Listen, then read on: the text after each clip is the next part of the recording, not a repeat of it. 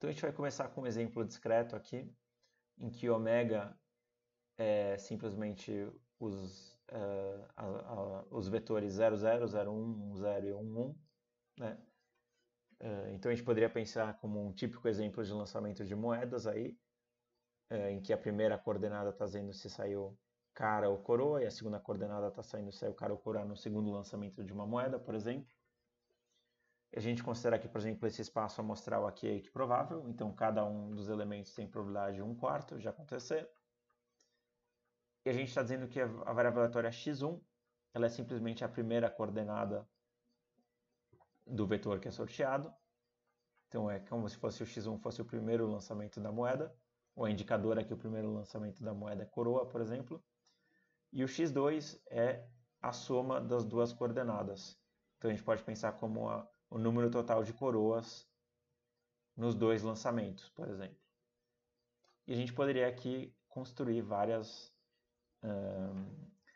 propriedades aqui e aplicar vários dos conceitos que a gente viu nas aulas passadas. Então vamos destrinchar esse exemplo aqui.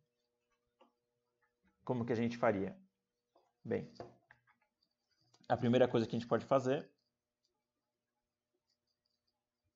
é simplesmente ver o nosso formato tabular aqui, né?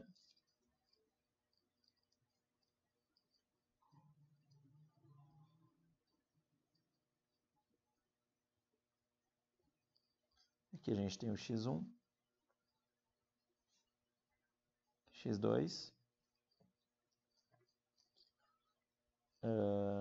e aqui a gente está vendo que no x1 aqui vai dar 0, x1 vai dar 0, e aqui o x1 dá 1, enquanto que o x2 vai dar 0, 1, 1 e 2. Com base nessa tabela, a gente pode calcular a nossa densidade conjunta para esse vetor de variáveis aleatórias, por exemplo. Como que a gente faria isso? A gente teria aqui, por exemplo, a gente pode colocar o x2 aqui, o x1 aqui, o x1 só pode assumir os valores 0 e 1, o x2 pode assumir os valores 0, 1 e 2, e daí a gente pode calcular, por exemplo, a probabilidade do x1 ser 0 e o x2 ser 0, o único jeito em que isso acontece aqui, e a probabilidade do x1 ser 0 e o x2 ser 0 tem probabilidade de 1/4, portanto. E a gente pode ver qual é a probabilidade do x1 ser 1 e o x2 ser 0. A gente vê que não tem nenhuma linha aqui nas possibilidades em que isso acontece.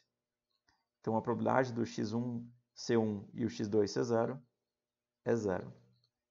Então a gente pode ver qual é a probabilidade do x2 ser 1 e o x1 ser 0. Tem uma linha em que isso acontece, então a probabilidade dá 1/4. E da mesma forma, tem uma linha aqui em que o x1 dá 1 e o x2 dá 1, então tem probabilidade de 1/4.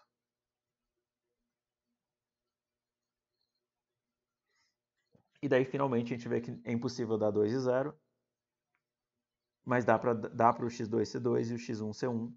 Acontece na última linha aqui, então isso aqui tem probabilidade de 1/4 de acontecer. Então agora eu vou apagar essa primeira tabela aqui. Ela só foi útil para eu conseguir criar a minha densidade conjunta.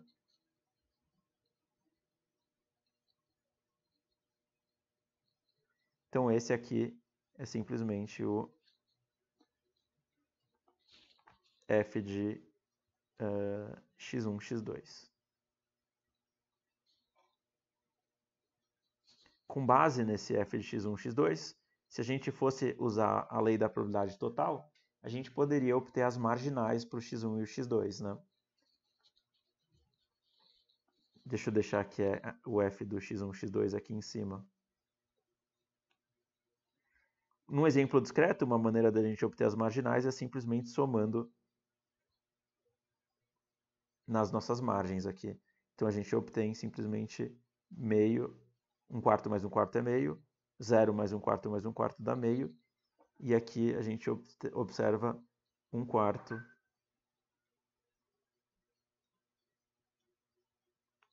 meio. Quer dizer, aqui a probabilidade do x2 ser igual a 1 vai dar 1/4 mais 1/4, que dá meio. E daí, finalmente, a probabilidade do x2 é igual a 2 é 0 mais 1/4, que dá 1/4.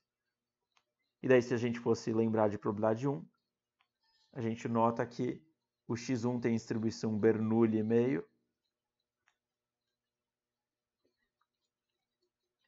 e o x2 tem distribuição binomial 2 meio. E tudo está fazendo sentido com aquilo que a gente aprendeu em probabilidade 1. A gente pode apagar essas marginais aqui. E daí a gente poderia tentar calcular alguma densidade condicional, né? Só para a gente revisar os conceitos. Então a gente poderia, por exemplo, calcular a densidade de x2 dado x1. Por exemplo, no ponto x2 é 1, dado que x1 é 1. Isso a gente viu que vai ser igual a f de x1, x2, calculado no ponto 1, 1, dividido por f de x1, calculado no ponto 1. Então, o f do 1, 1, a gente viu que ele é 1/4. E o f do x1, calculado no ponto 1, a gente viu que é meio. Então, isso aqui vai dar meio, né? A probabilidade do x2 ser igual a a 1, dado que o x1 é igual a 1, dá meio, porque a gente obteve 1/4 sobre meio, né? De forma mais geral, quando a gente condiciona que o x1 é igual a 1, o que está acontecendo? A gente nota que a gente está na segunda coluna. Então, condicionando que o x1 é igual a 1, a gente tem o 0, 1/4, 1/4, e o que acontece é que a gente simplesmente normaliza essa coluna para ela somar 1, que é o que acontece quando a gente está dividindo por meio, né? Então, é como se a gente tivesse 0, meio e meio, que é justamente os valores das probabilidades condicionais que a gente obtém, né? Então, se, por exemplo, eu quisesse calcular o f do 0 dado 1, isso aqui vai dar o f do 0,1 dividido pelo f do 1, e daí a gente vê que a probabilidade do x2 é igual a do x1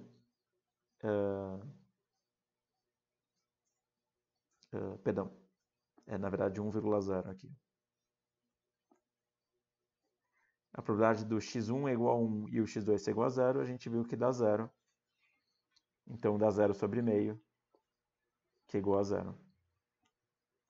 Mas simplesmente olhando para a coluna que a gente tem à direita, a gente já saberia logo de cara que o f de 0 dado 1, do x2 dado x1, né? A probabilidade do x2 ser igual a 0 dado que o x1 é igual a 1, já saberia que isso dava 0. Tá bom. A gente pode tentar mostrar que essas variáveis não são independentes. E para ver que elas não são independentes, basta a gente achar uma linha e uma coluna que não são as multiplicações das margens, né? E a gente vê aqui logo de cara que a gente tem um 0, né? Então, se a gente fosse fazer o f do x1 é igual a 1 e x2 é igual a 0, isso aqui é igual a 0, que é diferente de 1/4 vezes meio, que é igual a f de x1 no ponto 1, vezes f de x2 no ponto 0. Então, existe uma maneira gráfica muito fácil de ver falta de independência. A gente tende a olhar nessa tabela e procurar zeros. E se as margens nunca dão zero, então é impossível que as variáveis sejam independentes e ter zeros dentro dessa matriz aqui. Então, é uma maneira gráfica que é frequentemente usada para checar a falta de independência. Observar zeros.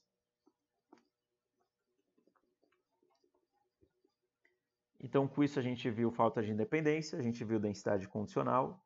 A gente poderia fazer uma questão de teorema de Bayes, por exemplo, mas eu vou deixar para vocês pensarem em uma questão de teorema de Bayes. E daí, por último, a gente poderia tentar calcular, por exemplo, uma esperança condicional ou uma variância condicional, né? Então, Vamos começar calculando, por exemplo, a esperança do vetor x1, x2. Isso a gente sabe que é simplesmente um vetor em que a gente tem a esperança de x1, a esperança de x2, e a gente viu, bem, a esperança de x1, a gente viu que é uma Bernoulli meio, então a esperança de x1 dá meio, e a gente viu que a esperança de x2, o x2 é uma binomial 2 meio, e a esperança de uma binomial 2 meio dá 1. Então a esperança do vetor x1, x2 é meio 1. E daí, finalmente, a gente poderia ver a matriz de variância e covariância. Então, vamos guardar algumas propriedades aqui.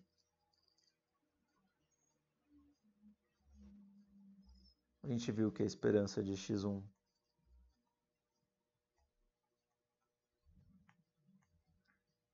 é igual a meio.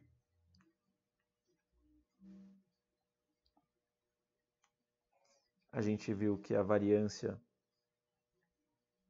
de x1, o x1 é uma Bernoulli meio, então a variância de x1 é 1/4. A gente viu que a esperança de x2 dá 1. E a variância de x2, o x2 é uma binomial n meio, 2 meio, e a variância de uma binomial 2 meio vai dar 2 vezes 1/4, que vai dar meio. Então, se a gente fosse calcular a variância do vetor x1, x2, a gente viu que para esse vetor que tem duas coordenadas, a gente vai obter uma matriz 2 por 2, que na diagonal principal a gente vai ter variância de x1, variância de x2, e a gente vai ter a covariância entre x1 e x2. Como eu fiz pequenininho aqui, eu só vou escrever covariância, mas a gente sabe que é covariância entre x1 e x2, né? Então, só nos restou calcular a covariância entre x1 e x2. E a covariância entre o x1 e x2, a gente sabe que é a esperança de x1, x2 menos a esperança de x1 vezes a esperança de x2. A esperança de x1 é meio, a esperança de x2 é 1. Então, a gente tem 1 menos meio do lado direito aqui. E só nos resta calcular a esperança de x1 vezes x2. Como que a gente calcula a esperança de x1 vezes x2? Ora, é uma função de x1 e x2, então a gente pode usar simplesmente a lei do estatístico inconsciente. Então, vamos lá. A esperança de x1 vezes x2 vai dar, se a gente voltar aqui, a gente nota que a gente tem 0 vezes 0